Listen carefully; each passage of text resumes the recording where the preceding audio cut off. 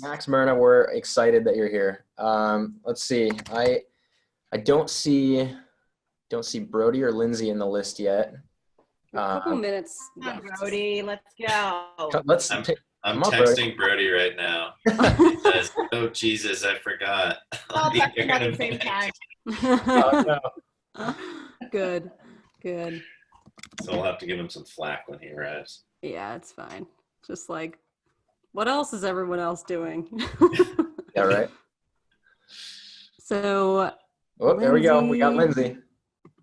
Someone has a new in-home bike trainer. That's wicked cool. Okay. Hey, Lindsey. What's up, Hey Lindsey? there. Look at this party we have. This is awesome. How's it going? Good. How are you? We are living our best stoked from home lives right now. Awesome. Yeah. Me too. Doing what we can. Cool. So, Mirna, Max, Lindsey, do the three of you know each other? No. No. Ooh, this is fun. Very exciting. Yeah. Nice. It's so funny. Meet Well, everybody. Nice to meet you. Yeah, putting these panels together felt like casting for a movie, right? Like when you're like you see the next Tarantino movie and it's like, oh, Brad Pitt and DiCaprio and like all these random people that are just like amazing together, right? So really excited to bridge these connections from the worlds of our conversations. Wow. Well, when Brody arrives, he and I went to college together. So Yeah, Oh, I think he's in there. adding Jonathan. Brody now. We got him. Cool. Wow, we really did the 1 o'clock or whatever time zone you're in start. That was like I know, really right? prompt. We can't give Brody crap because he was literally exactly on time. Yeah.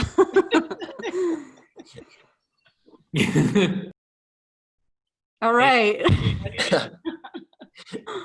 Oh man. All right. So we have our first panel. Guys, welcome to Stoked from Home. First panel of the day. Are you excited? Yeah. Yeah. yeah, Sounds really like it. Yeah. Well, thanks guys for joining. We kind of talked about this before we kicked off today, but it was really a quick and dirty effort to get this together. And thanks for jumping in and just being willing to be a part of it. You know, even if you did forget, like Brody, no problem. No.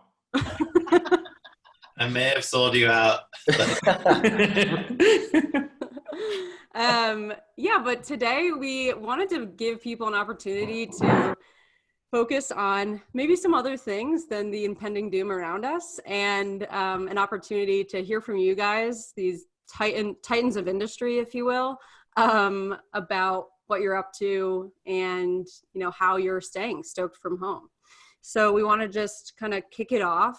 Jonathan, do you want to kick it off for this team? Sure. Yeah. Well, let's just casually kind of go around the horn here and just say like, you know, what's like the top of mind, most exciting thing that you've been doing to fill your time in the past few weeks? Oh man. I've started running on the road, which is something I've never done before, but I'm like unwilling to do pretty much any risky activities right now. And I've never run on pavement, and it's super painful, but fitness is the most important thing for me, and I've been able to maintain that in a very different way. Like, it's the least amount of vert I've ever done in any period of time. But it's like been a fun new challenge for me. It's really painful, but whatever. Yeah, road running is difficult because of the, I don't know, when you're used to trail, right, where like every rock and route keeps you mentally stimulated, I feel like it's easier to get into that flow state. And then road running is just like monotonous pavement pounding. Yeah, I mean, I guess I should clarify, like, I moved to the mountains specifically to be able to ski and run in the mountains, and I'm not doing either of those right now. So running on the road is like, Yeah. I have a similar story as Brody. I'm a mountain biker, and I've been riding my 150 millimeter travel squishy mountain bike on the road, which is a whole nother story.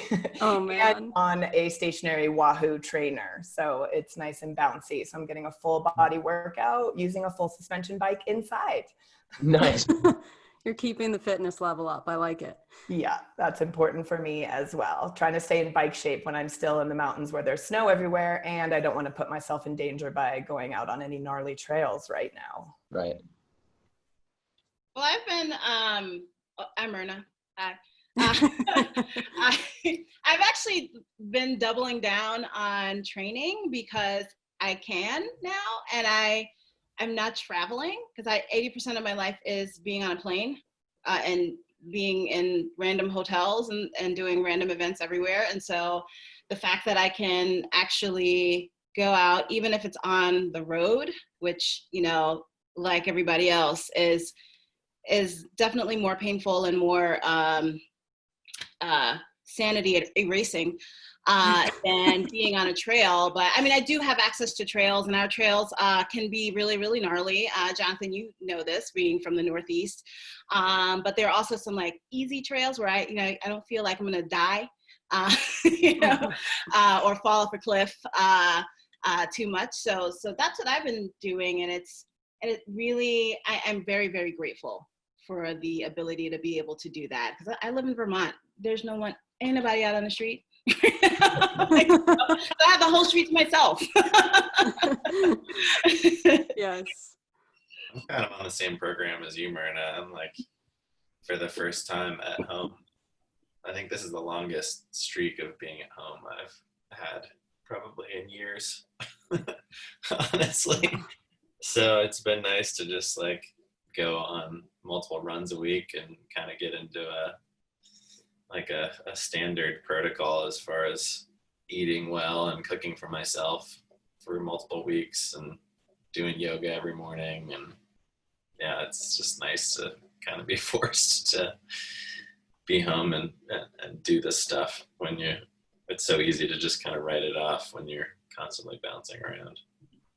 For sure. And actually, with that, I'd love, I just realized that we obviously know who you are. We've had past conversations, but maybe some of the people tuning in don't. So maybe we can also just quickly, everybody, just like a one-liner, introduce yourself. And Max, maybe you can start just saying, like, what do you do that you have been on the road so much in the last few years? Like, why have you just been always on the go? Who are you? What do you do? Explain yourself. Who are you? I am Max. I'm a filmmaker and photographer and just general guy who likes to do lots of different things and tell stories about them, I guess.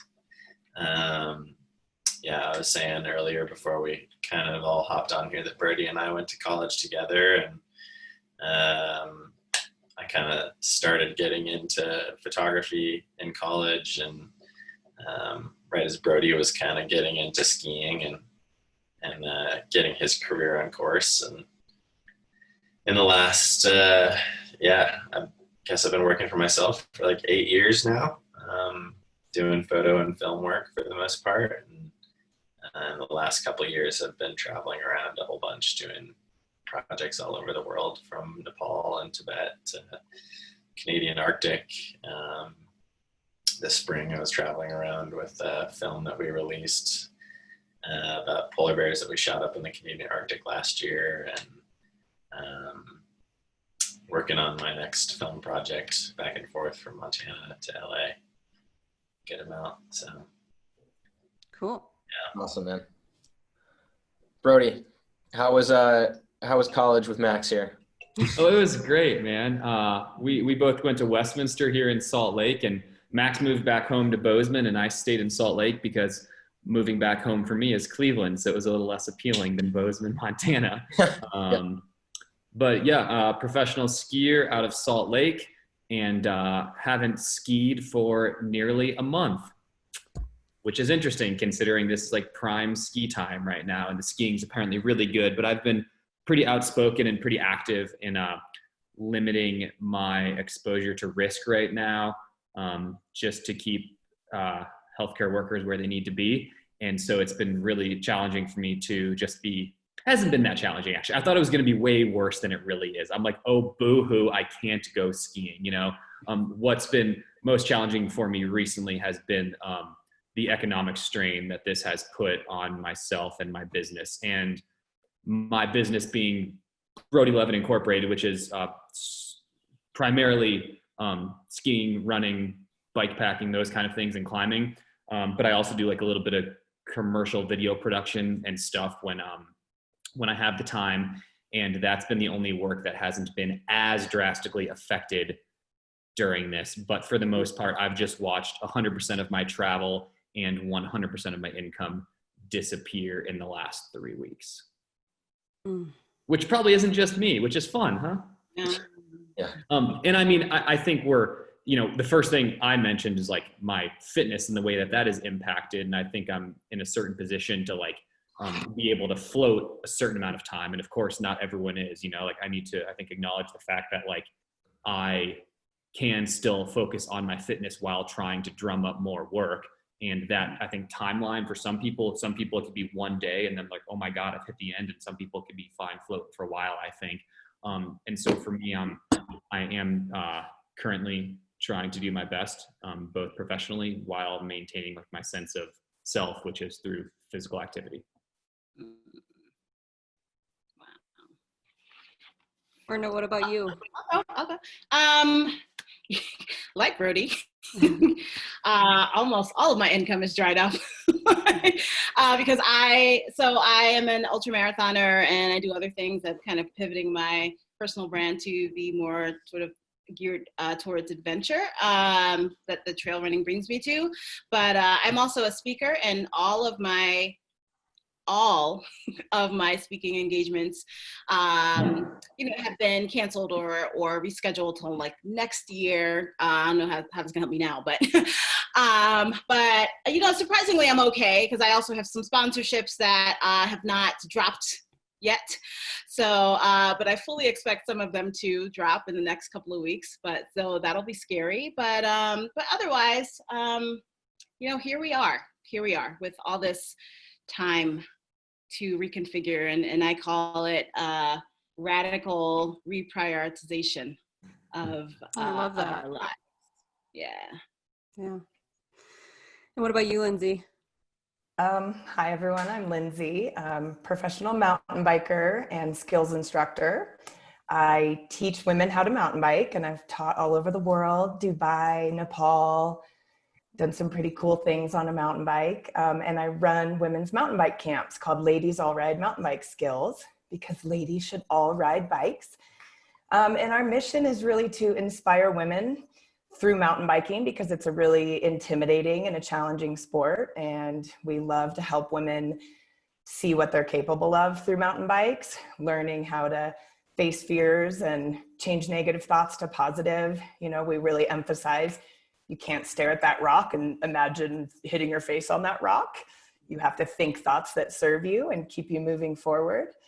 So we relate mountain biking to life and try to just help women see what they're truly capable of through our mountain bike skills camps all over the world. And unfortunately, we've had to put all these camps on hold right now. We've pushed a lot of them to the fall, hoping that we can still run them, but we're playing it day by day. And what's scary for us is, as well as having sponsors, which are awesome, they're all cutting back. And when women cancel our events, we have to reimburse that money. So paying people back has been pretty painful, because that's how we make our money, is by teaching women how to mountain bike. And if we can't host camps, then we don't make an income. So we're just doing the best we can. We held a track stand competition last week that was really awesome. Women practicing track stands with their kids during their homeschooling activities and their PE time, and women who'd never done a track stand before, which is where you balanced standing still on a bike. And it was really cool to just see the participation and try to stay engaged with our mountain bike community as best we can, and try to inspire women just through our social channels. But it's hard because you feel kind of small right now, like, what is my voice in all of this? But just trying to encourage people to take care of themselves. And I'm learning to cook, which I'd never really cared about. I eat really healthy, but there's plenty of on-the-go meals these days. So cooking and making smoothies, and just try to take care of my body like everyone else, so we can stay strong and healthy when we are able to go back out and do the things we love. I love that you called out the track stand thing, because it's an example of just like trying to be creative in the moment right now to figure out a different way to engage that community and to kind of carry your business forward, right?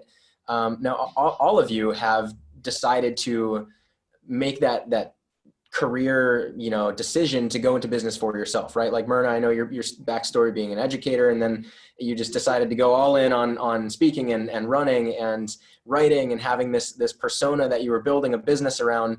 Max, you said it's been years since you decided to go into business for yourself as a filmmaker. Lindsey, with your camps, and Brody, of course, choosing the life of a professional skier and speaker and doing those things.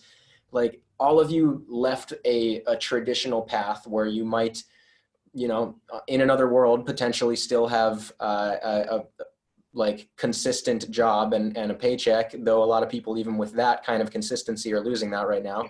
But I'm curious how you're thinking about, the reality of like your decision as an entrepreneur to be creative, to figure out how to support yourself, and what you're doing to think differently right now about the present and even the future, because things kind of like our planning got compressed into more of a shorter term, figure this out now, instead of like have these long-term objectives, right?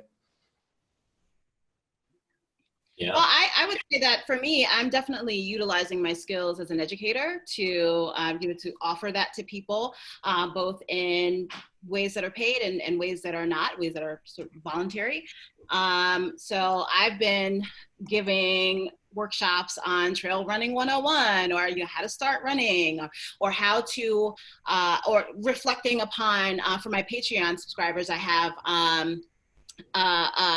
a monthly series where I every month is a different topic, and this month's topic was based on it was called Why We Run, because a lot of people have not been able to do races, not been able to run every day or participate in the events that we do as runners. And so I really wanted to focus on bringing people back to what it is and why it is that we do what we do, and to get back to those basics, so that with the loss of a culminating event like a race or some other event, doesn't hit as hard.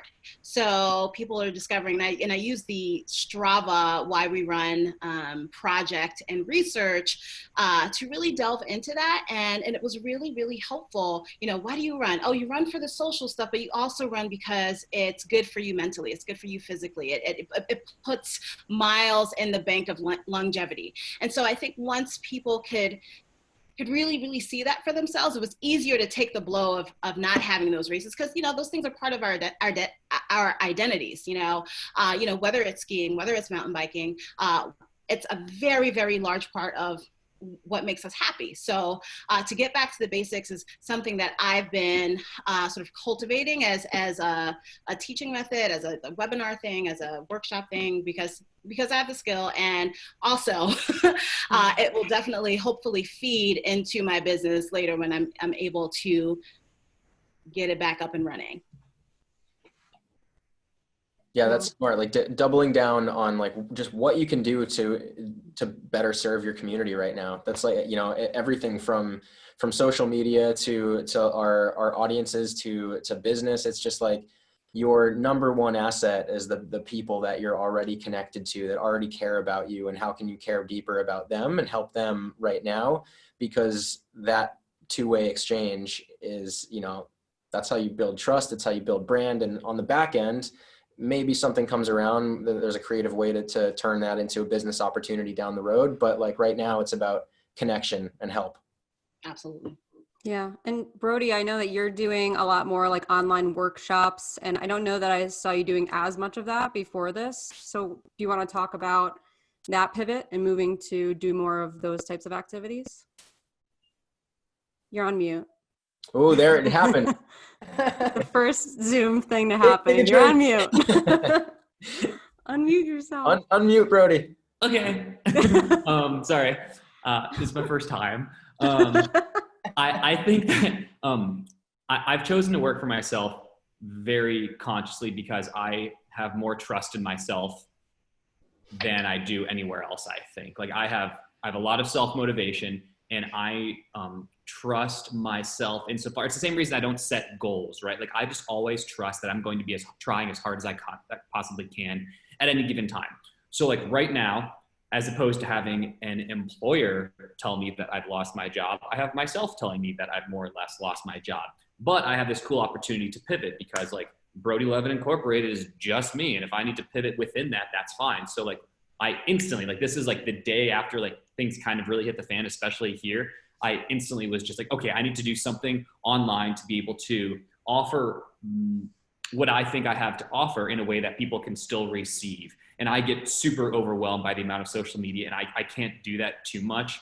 And I also don't see it as being important to my business, I think, as some people may for themselves or may think it is for me. And so I like to look elsewhere besides social media. And so I've decided to do these like online workshop things, which I've only done 3 of so far. But I've done them either on like YouTube Live or Instagram Live or some other thing. And I just I take questions from people about whether it's about gear or efficiency in the mountains or strategies or techniques or whatever it is.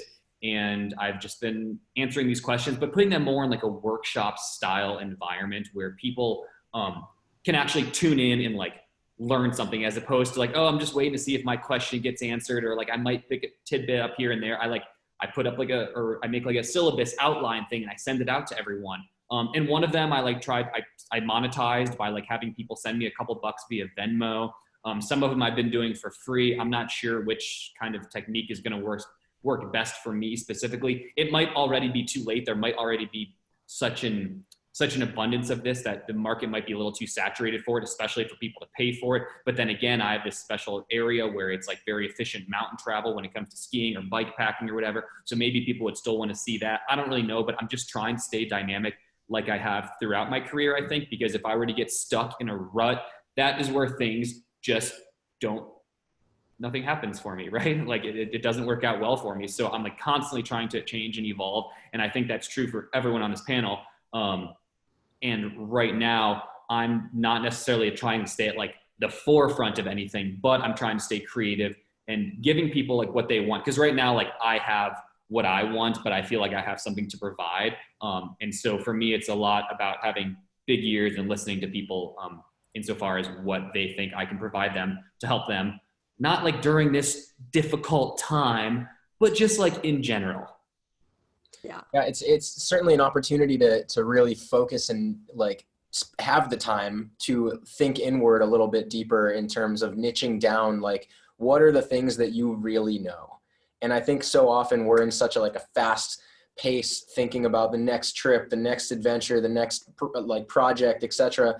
And it's often hard to like think like, what could I actually teach somebody? We take for granted what we know how to do, or how easy it might be to like come up with that next, creative idea for the film project to pitch. And like, what is the process of, Max specifically? It's like, what is the process of actually like pitching an idea or coming up with like the bones of like a story framework and like why you want to make this film and how to go from storyboard to actual production and plan that? Like right now is the time to be as vulnerable and open as ever about the process of doing what we do, right? And taking a step back to think like, how do I better communicate how I got here and what I do?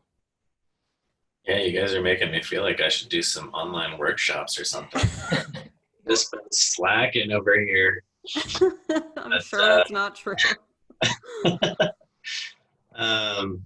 No, I mean, as a filmmaker, pretty much everything that I am doing for my career is going to be in close contact with someone else. And so figuring out how I can still work remotely is definitely difficult. I don't really consider myself an athlete per se, so I don't think I would tell people how to do any activity one way or another.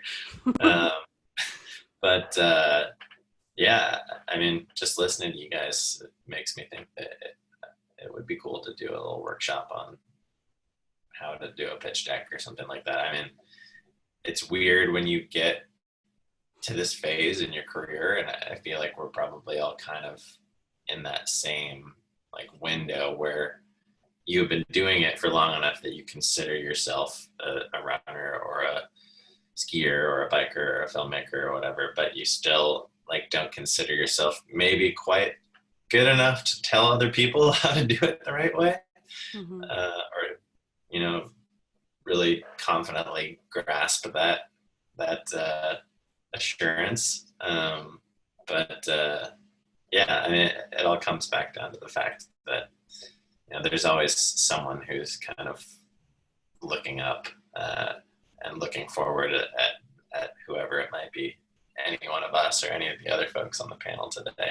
Max, I'll say what's like kind of impacted. Can you guys hear me? Yes. Okay. Yeah. I'll say what's kind of like helped me with that a little bit is like, I didn't know if it should be a workshop or whatever, is just asking people what they wanted. Cause like, I don't want to teach anyone how to like pull their skins off the bottom of their skis if they don't want to know it. And I also don't feel like an expert enough about it until someone's like, hey, I want to learn how you pull your skins off your skis or whatever it is, you know? And so like being a little more receptive, like listening a little more and talking a little less has been really helpful for me. How do you pull your skins off your skis, Brody? Yeah, good question. For $6 in my Venmo. Exactly. Yeah, that always makes me think of like when you are you know, climbing up a mountain, you're walking up a hill or something, it's like the people that are passing you this way as you're going up, how often do you say like, oh, how much further to the top, right? You're always asking them like, how much further? Is it close? And they're like, yeah, 20 minutes, 10 minutes, whatever, half a mile. But you don't have that perspective until you got there. And then when you turn around and you're going down, then you're the one that's saying like, yeah, you're almost there, 5 minutes, half a mile, whatever, right? Like you it's like that moment. And it's just thinking like, what are those like peaks that I have got to, whether it is with like how I got where I am in my ski career, or the ultra marathons I've done, or the camps that I've run, or the films I've made. Like what are those little moments that you can then turn around and just talk to somebody who's just, you know, maybe you're not like so far ahead, you're maybe just 20 minutes ahead, but you've got there before them and you have something to share. Jonathan, I've really missed your metaphors like so much. That was fantastic. I was like, where is he going with this? Okay, and it hit. All right, perfect. That was amazing. Well, with that though, I want to ask Lindsey, like when did you feel comfortable to start actually like leading camps and teaching other women how to mountain bike? Like what was the process of getting into that mindset where you said like, I have something to share? You know, it was my own journey learning how to mountain bike. I was surrounded by a lot of pro mountain bikers when I first started mountain biking. And so it was really intimidating, thinking I would never be as good as them. And it's a really scary sport, and falling off a mountain bike does not feel good. And a lot of times when you're learning, you're just like, suddenly you're on the ground and you're like, I have no idea what just happened. So my own journey learning to mountain bike was a big catalyst for me realizing a lot about myself. First of all, it's a sport that really encourages temper tantrums and giving up and getting pissed off a lot. And I started learning about my personality and how to control my thoughts and how to stay calm and how to give into the process of learning. And once I got certified in how to teach, I really took that certification course as a means to learn how to mountain bike myself, because this was over a decade ago. Nobody was giving me any good pointers. All these professional dudes I was hanging out with were like, you got it, your bike knows what to do. Like, pretty sure it doesn't. And so I just thought, you know, there aren't that many women in this sport, especially over a decade ago when I kind of got into all this. And I realized it was because they weren't learning how to do it right. And they were probably having some crashes or going on rides with people who were much faster than them. And they weren't being given pointers on how to do it safely and how to start from the basics up. And so once I got certified and learned how to work on my own skills, I started relating it to life and realizing that women need a little more details than a lot of the guys I was riding with were able to give. And it needs to be light. So I started getting confident with my coaching when I started coming up with funny sayings like, get your weight forward, or how about I just tell you to get your boobs over the bars? And we have a lot of funny ways to say things, wipe your butt on the berm. it just makes it light and fun. And I think just as my riding excelled based on my ability to understand mountain biking on a deeper level, I started becoming more confident that I could coach women how to do this in a way that makes it fun, makes it engaging, and makes it way less intimidating. So really, I just want to welcome more women into this sport so they can see that it doesn't have to be gnarly. You don't have to go ride all the double black diamond trails. I live in Bend, Oregon, and our trails are actually super mellow. You can ride mountain bike trails in Bend until you're 100 because there's no big cliffs or drop-offs or super gnarly technical sections there. You can find them, but the majority of our trails are pretty smooth and fun. So I'm just trying to get the message out there to more women that it is an attainable sport. It's a low impact sport. I know a lot of people run. I used to be a runner and it crushed me. Like it really hurt my shins and started pounding on my body a bit. So I really respect and admire runners. I can say mountain biking is a low impact sport until you hit the ground, but you not to do, right? So yeah, it took me my own journey in learning how to mountain bike and learning what I needed to hear in order to make it seem attainable for me to feel confident in teaching others. And I will say, when we went to Nepal and we taught a bunch of Nepalese ladies who'd never even been on a bike before, it's moments like that that really inspire me to keep doing this, because a lot of these women have been taught they have to do what their parents say, they have to live a certain kind of life. A lot of them were getting married off at really young ages, and just showing them how to face fears and how to do something they didn't think they were capable of showed these women that they have choices and they have a voice in this world. So my mission goes way beyond just mountain biking. And that's what I'm trying to do from here. While we can't be encouraging people to go out and huck their meat on a mountain bike right now, I can encourage people to think about maybe trying something new, even if it's trail running or getting into video editing or all the things you guys do. Just encouraging people to do something that's out of their comfort zone while they have the time to think about how they can better themselves or how they can learn more about themselves. Because I definitely can't be telling people to go out and practice difficult skills on a mountain bike right now, because I don't want to be responsible for people getting hurt. So just trying to find creative ways to inspire people to live their best life by challenging themselves and doing things that help them see what they're capable of. Lindsey, you have just made me really excited about my mountain biking, and it is not a sport that I like. And I would love to get you mountain had biking. a good experience with, and I'm not someone that's afraid to fall, but my very first time on a mountain bike, I fell a couple of times and it wasn't the right bike and this and that. And I was like, I hate this, this sucks. But listening to you speak, first of all, you need to make that a whole webinar. But I'm like, well, maybe I could try again. Okay, yes. All right, I'm gonna try again, especially if I'm not surrounded by, no offense to dudes, but dudes, or whoever, or people who are way more experienced than I am. I'm pretty confident, but I get on the bike, I'm like, I don't know what the hell I'm doing, and I don't even know what a gear is. So I appreciate that. I appreciate your energy, and I think that we need more of that. We need, even if we can't go out and get on a bike right now, or whatever, your energy and your purpose and your everything, you're as motivational and inspirational. So I appreciate that. Well, that means a lot. I would love to exchange info with you and meet up sometime. I'm going to get you on a mountain bike. Right. Love it. Mirna, I'll vouch for Lindsey's programming. I've taken a class 101 from Tina, one of your instructors, right, Lindsey, Tina? Yeah. And it literally changed my life. I learned so many lessons about my own life during that day. I wrote them down in my iPhone as she was saying them, because I'm like, this is like a sermon. She's giving me a sermon right now. And I wrote it in my journal afterward, but it was truly life-changing. So love what you're doing, Lindsey. It's awesome. Sounds like, go ahead. I was going to say, it sounds like Mirna's going to be on the next track stand challenge. I'm just saying, well, I will go out to Bend, when we can travel again, and take some lessons, as long as we can go to Sparrow Bakery afterwards and get some And get some ocean rolls. Okay. All right. Okay. Got What it. are ocean rolls? Call them crack rolls. Crack rolls. They're like these cinnamon rolls with like cardamom and butter and crack. And so addictive. It's a crack in there. Yeah. We can ride right to the bakery, girl. I'm in.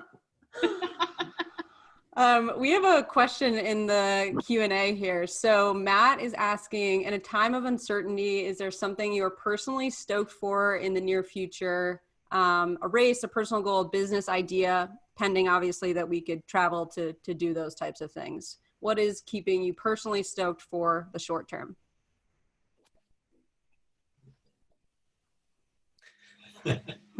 I've got two things. Go ahead, Brody. No, okay, all right, okay. So one, I'm having a Sprinter van built out, and this is I think there's kind of two ways to look at this question, right? There's like what are we looking forward to when this all ends, and like what are we doing now? Because like I don't think the best way to stay happy is just to like focus on the future, right? And so what are we looking forward to when this all ends? I'm like having the Sprinter van built out. It's been like a 5-month process. I bought this van 5 months ago and I've seen it like once since then. It's just been at the shop getting all done, but I'm really looking forward to when it's done, which hopefully is going to coincide with when I can actually use it, and starting up like biking, climbing, and leaving again, because, you know, the 4 walls are starting to get a little smaller. And so that's one thing, but that's also taken a little bit of like mental energy during this whole thing, because I've had to make all these decisions and like draw out the layout of the van and all of this stuff, and like look for the best products to put in it. How do I want it built? And so like, it seems like such a trivial thing to be focusing on right now, but at the same time, not having a whole lot of other stuff to focus on, that has like allowed me to like really pour all of my energy into like a fun project, which I will get to reap the benefits of. And then something that I'm doing while this is all happening, I just finished a film that I've been producing for like the past 22 months. Almost 2 years, about this ski trip that I went on to the country of Georgia. I mean, I guess it's about that, but it's not really a ski film at all. It's about like loss and all of these things that we deal with as human beings. And it's been like this long process because I'm not Max Lowe. And it was really, really, really hard for me because Max hasn't made the webinar yet. So I don't know how to do this because no one's talking, right? So since Max hasn't made the webinar, I've had to— Brody, just hold on. So, I mean, it's pretty much Max's fault. This took so long, I guess. Sounds like it.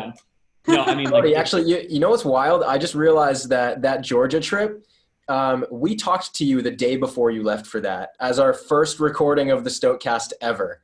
And you were like laying out all your gear and had just taken like your gear photo of like what you're packing up for Georgia to leave the next day. And I remember like your skis were like lost in the layover or something. Right. So we had recorded the very first episode of the Stokecast the day before you left for Georgia. So the Stokecast is almost exactly 2 years old then. I guess so. Wow. Well, happy soon birthday, guys. That's awesome, I think. And so, yeah, so like this whole thing for me has been like a long process, and I like really poured myself into it, and it was just wrapping up as the pandemic hit. And so that allowed me to like really pour myself into the very end of it and like make sure it got all the, you know, the T's crossed and the I's dotted and everything. Were you editing that? No, I was not. It's amazing how much, it's kind of like how I'm also not building the van. Like I'm not the one building the van, but it's still like so much work. Well, same goes for the film. Like I didn't do the graphics, the sound, the music, the editing. All I did was like go skiing and like try to put this thing together. And it still has been like a 2-year-long project. And I'm like, what? I'm not even doing this. Why is this so hard? You know? And so since Max hasn't made the webinar again, it ends up being really hard for me. Damn it, Max. Sorry, everyone. Let down the world. Oh man, Brody, did you sell your other van, the one from Japan? Yeah, thank God that thing's gone. Yeah. Oh, but it was so hip, Brody. It was very hip, but I've got like a Sprinter van now. I'll just be another guy with a Sprinter van, but I'll be able to drive uphill, which will be really nice. That's a bonus for sure. Yeah, totally. I didn't even know it's legal to have a car with the steering, like the driver's side on the right side. Yeah, so what Jonathan's talking about, I had this van that I imported from Japan. It was like 69 horsepower and the driver's seat was on the other side of the van. And so like I couldn't drive up the mountains to go skiing as a skier. And like I also couldn't drive on flat ground. I can only drive downhill, but it looked really funny and really cool. And it got all this attention, but like I couldn't actually use it. So that thing's gone, sprinters here. Oh, and by the way, if anyone's looking for anyone who's or if anyone knows anyone who's just trying to like sponsor a film right now, that would be because everyone's, has an abundance of cash right now. So if so, just please let me know. Will do.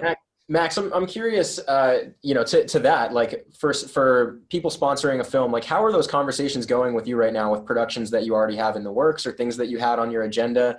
Like what are those conversations like with the producers and the sponsors, and what's the perspective based on the current economic climate? Yeah, I mean, it's tricky. I mean, a lot of the work that I do is branded film content, and a lot of brands are kind of pulling the strings in on the money bags a little bit, and trying to retain all their employees instead of shelling out thousands of dollars to make movies. And so some of that funding is going away, at least right now. So it's kind of it's a new challenge for me, getting creative and figuring out how I'm going to be able to do work here in the next few months, without traveling and seeking out these stories and being there in person. It's going to be a lot of development, and it's kind of what I had to do when I was just starting out as a filmmaker. There's not people out there who are just openly having conversations and offering up opportunities. You have to kind of just start with a completely blank slate and get really creative and figure out projects that you could just do maybe with low overhead costs. Right now I'm working on the kind of beginning stages of a short film project with a friend of Brody and I's, who runs a nonprofit here in Bozeman called Big Sky Youth Empowerment. They work with at-risk youth, and just kind of working with current events, and a project that is here in my home valley, and one where we don't have to be in personal contact with our interview subjects. We're like coming up with this idea where we have the kids record some of their daily life and how all of the impacts of the virus and the shutdown of kind of the social systems that hold a lot of people up and those situations are impacting their lives.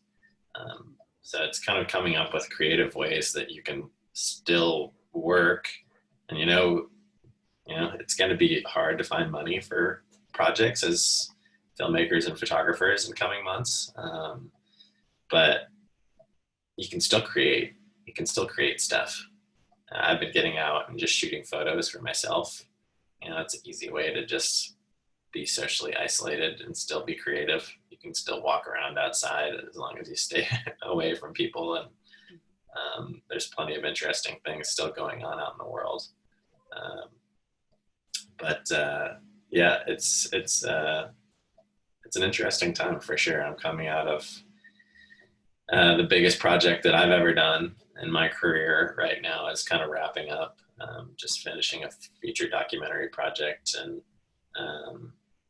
I was planning on going on the Grand Canyon this whole month. And that was kind of the end of my plans as far as like any major stuff. And that was canceled. So now I kind of have a completely blank slate to work with, which is both scary and also exciting in some ways. It really level set the playing field here. I don't know if any of you are on TikTok. Yeah, no. I swear I've seen like some of the most creative stuff that I have ever seen is happening because of the quarantine right now on TikTok. It's legitimately like so entertaining and so uniquely creative, the way that people are making, making stories and doing projects and things like that, bring them to life on TikTok. It's not all ridiculous on there. Well, have you guys seen that ski movie where he uses his sheet and he does stop motion? Yes. So cool. That was so awesome. We're going to try to do something like that with my mountain bike. We'll see how it goes, but it totally inspired me to do something silly on the mountain bike. Yeah, that was so creative. I will say though, I will not download TikTok because I will be addicted to it in a matter of minutes, probably. Yeah. I can't dance. Well, I do want to call out somebody had mentioned on the Q&A that they were only seeing 4 boxes, not all 6. So I think the issue is if you're watching on your phone, Zoom on your phone only gives you the 4 boxes. And I think you can swipe left or right to see the other views, but if you're on your computer, you should be able to go speaker view versus grid view and see us all. But phone, 4 boxes. So that's the situation. Yeah, speaking of questions though, Mirna and Lindsey, if you guys have anything that you're trying to stay stoked for in the short term, love to hear it. Yeah, well, I do.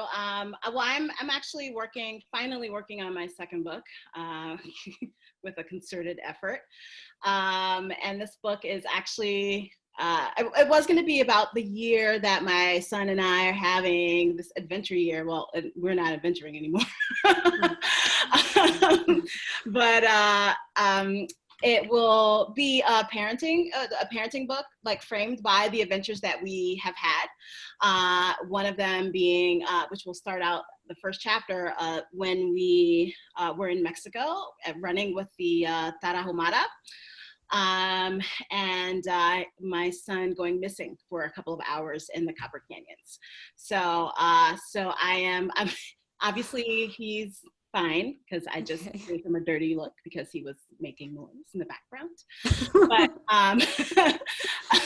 and Brody, you've met my son. He's very Mirna has told me this story. It is like the best story ever. This deserves its own book. The chapter's like 100 pages long. It's ridiculous. I'm so happy. So it's crazy, but yeah, he's fine. So I'm writing a book that's kind of framed by that experience, and then and I have a bunch of, provided the races still go on late summer. I got an invite to UTMB if that's still happening, so I might be out there. That's awesome, Mirna. Keeping training. I am not playing because those European mountains are no joke. Right. And everything's in meters. So if that doesn't happen, fine. I'm just going to be writing my book. But there's so many other races that I am slated to do. TCS Amsterdam Marathon, the TCS New York City Marathon. I'm hosting the Highlands, one of my sponsors, the Highlands team at Boston. So I'll be like doing a bunch of stuff, social media and trying to be gracious and funny. And then there are a bunch of other things. I got speaking engagements that are slated for November and December. So I'm excited for life, provided I'm able to stay healthy and my son is able to stay healthy and my family in New York. I'm excited to live and to continue trying to bring joy to the world. So that's where I'm at right now. That's awesome. I love that even like whether the races happen or not, like you're just getting ready for them, right? I think that's the right attitude is just because maybe certain trips or certain races or big projects or whatever are canceled or postponed, like still taking the time to get ready for them for like, so that when that starting line gun goes off, you are ready to jump and go and not have to play catch up when we can all get out, right? Oh yeah. Yikes, I have some work to do. You inspire me too. You have great energy and make me want to be more excited about life right now. I think kind of what I'm doing is I've struggled with depression a lot of my life since I was a young kid, and I'm pretty open about it. And mountain biking has really pretty much saved me, taught me how to find joy in every day. Whether I'm on my bike or not. I had my first knee surgery last year. I grew up riding horses and I was an athlete my whole life, but I never had a major injury. So that was kind of shocking and slowed me down a bit. And I really had to dig deep inside to find a way to find joy every day when I couldn't do the things I love to do. I had to focus on PT and rehab and sitting in a CPM machine where my leg moves. on its own for 8 hours a day for 6 weeks. So much like Mirna, I'm trying to just get excited about life. I'm trying to work on myself. I listen to a lot of Brene Brown, who is very inspiring and talks a lot about vulnerability. And that's what our camps are all about, you know, allowing yourselves to be vulnerable, bringing women together to actually be vulnerable together and feel what it feels like to pick yourself up when you fall, but also to lift everyone up around you.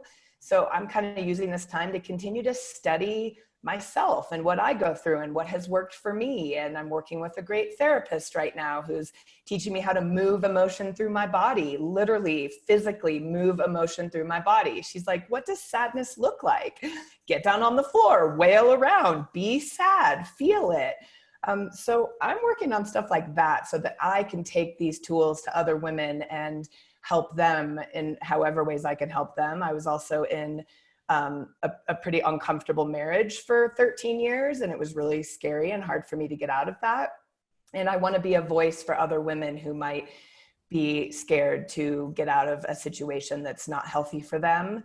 And I do say that at my camps. It's one of the first things I say to women is, I've just gone through a divorce. It was 15 years with one person. It was really scary. I felt like a loser, like a failure, like I was never going to be okay on my own. And I just want to make sure that other women know that they don't have to be in the situations they're in, whether it's a job or a bad relationship. And I'm just trying to keep learning how I can help myself so that I can help others. Isn't it interesting how when you think of being motivational, being vulnerable is not often the first thing that pops into your mind, right? Like the picture of a motivational speaker is typically somebody who is like speaking from this platform of having it all together. They accomplished X, Y, and Z, and they did this and had this success, and right, and like here's the playbook for doing that.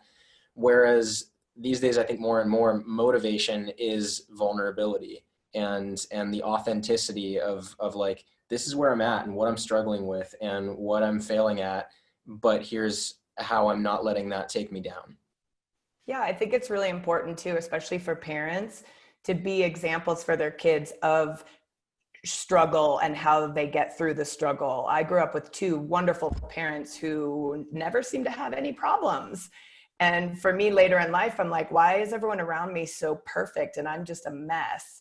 So I feel like it's really important to show struggle and how you get through struggle, because that's how we grow. We don't grow by having everything be easy and perfect. We grow by falling down and picking ourselves back up and dealing with injury and setback and heartache. And that's how we become stronger humans. So I'm just trying to be one of those people who is super honest about my own struggles, whether it's on the bike. I crash in front of people all the time.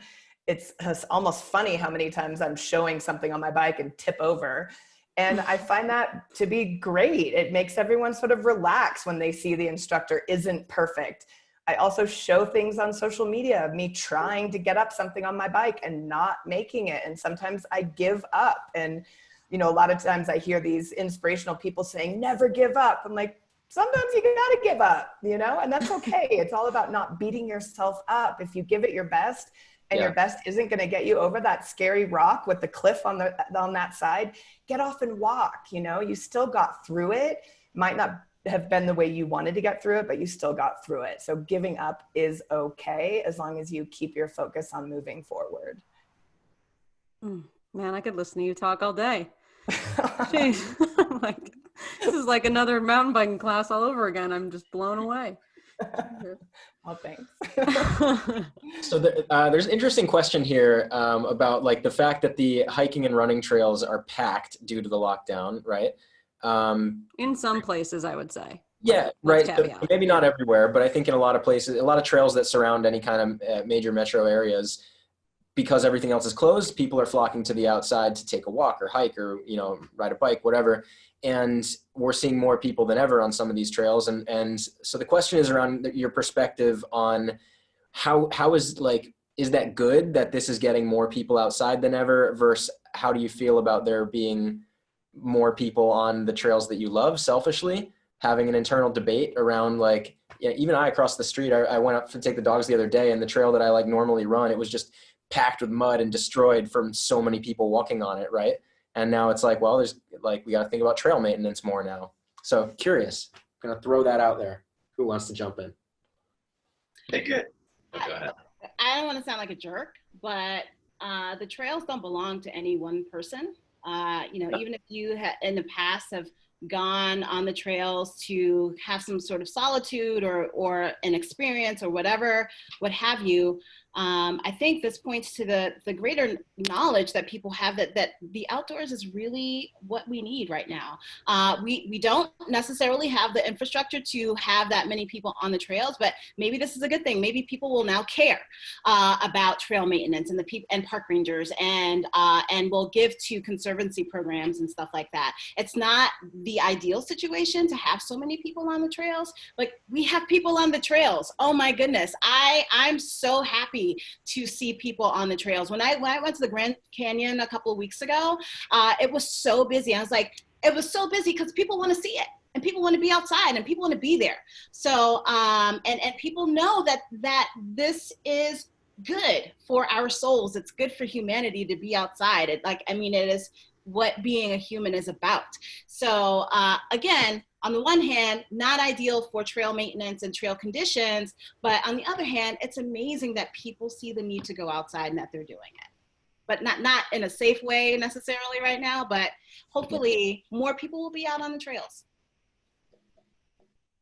Yeah, I was gonna say that I've seen a lot of really funny memes of like coronavirus times, everyone thinking they're like an ultra runner complaining about, oh, we can't go out and run now. And like back in normal life, no one runs. But yeah, I think it's cool.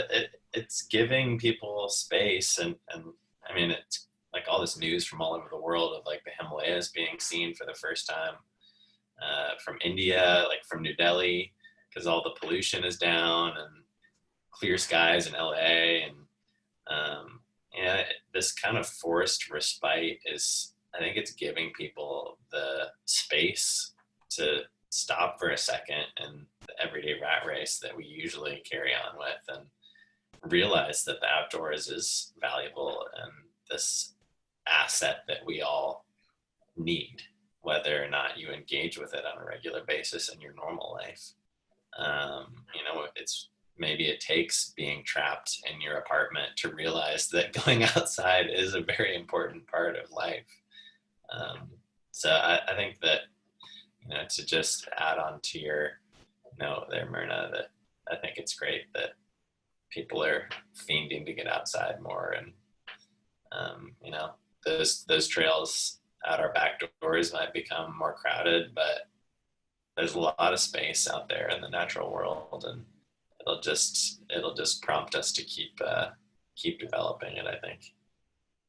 Yeah, I've heard from our bike company is called Live Cycling, and their kids' bike sales are up right now, which is great, which is saying that more families are realizing the value in taking their kids out on a bike ride. Hopefully they're being safe about it, because we do not want people having to go to the hospital. But that was really cool to hear that more families are seeing the value in going on bike rides together and getting their kids out on bikes and getting them active. That's great. That's great news, I think. I'm currently holed up in Colorado. I'm from Bend, Oregon, but I'm in the mountains in Silverton, Colorado, where my boyfriend works. And we did go for a ride in Durango the other day because their trails aren't very scary. They're pretty smooth. And the trails were packed. And the one thing that concerns me is I have a lot of doctor, nurse friends who say that just a cough, if someone has it, it stays airborne for up to 15 minutes. So every time I kind of rode past someone, I was like, oh, so as long as people are keeping their distance and really taking it seriously, not getting all up in people. And if you're riding a bike, not needing to pass someone, just being smart about it. I think it's great that more people are getting outside, but again, in a smart way. Yeah, I think it's an interesting point, like with all respect to the heartache and the pain and the loss and the death that we're experiencing and going to experience. I think in the long run, it's going to be interesting to see what positive comes out of this, and not necessarily societal, but just like personal. Someone can be like, I discovered mountain biking, or I discovered trails and I started donating to this conservation organization or doing trail maintenance, or I mean, things that I can't even think of right now, but like, I'm sure, I hope someone like covers that, like the positivity that came from the epidemic, although there was all the negativity associated with it as well. You know, I just hope that's heard and shared at some point, because like every discussion that you have about this, everything you hear and everything you read is just pretty negative. And I fortunately have not had this hit too close to home yet. And like, I'm enjoying the downtime. I really am. It's like getting in my own head a little bit and challenging me in different ways. And I'm fortunate to be in a position where like this has been like pretty interesting to see, I think, how I manage it, you know? Yeah, it can either tear people apart who are stuck together or bring them closer. Sure. And I would hope that families are finding creative things to do with their kids and finding a way to structure fun into their lives as a family. I mean, I think that that's, like you said, Brody, something that's going to be really positive is people connecting differently. I mean, I know my boyfriend and I are finding all kinds of fun games to play, you know, and it's fun. We're trying to invent things to do that isn't watching the news or just watching Netflix all the time, just interactive things that make us laugh and keep us busy and are safe. It's a quarantine bucket list. Yeah. I think that Max should make the film of the positives that you're talking about, Brody. So I think we have our next steps from this meeting. Mostly on Max, yeah. Yeah, mostly just Max will do it, and it'll be great. I'll start with the webinar just for you, Brody. It's too late. The film's done. It probably sucks. Well, for anybody looking for positivity right now, I don't know if you've seen this, but John Krasinski, who played Jim in The Office, he launched a YouTube show called Some Good News. And it's just wonderful. It's just a ball of positivity, and he's just hysterical, and it's all the good news out there right now. So that's worth checking out. So I know we're like at 1:59 right now, and we're gonna have to pivot to our next panel. But there are two final questions that maybe can be answered in the chat. One for Lindsey, saying that I'm going to your August 1st class in Bend this summer. It's giving me motivation to keep moving indoors. Just bought my first indoor trainer. Anything you suggest to do for best prep, certain mileage goals, anything to keep my focus straight while stuck inside? So if you can drop that in the chat, that'd be amazing. And then from Sean Lovett, I'll ask this one's for Max. Just invested in a first camera, a 6400 Sony, and planning to use this time to learn how to use it. Do you have any suggestions or resources for getting started? So maybe you can take that one in the chat. But Mirna, Max, Lindsey, Brody, this has been so fun. Thank you for being a part of Stoked from Home. Yeah. Thank you. Nice to meet all of you. Yeah, you too. Bye-bye. Thanks, guys.